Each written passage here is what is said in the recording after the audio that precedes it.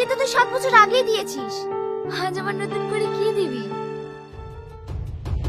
মানে তুই কি বলতে চাইছিস?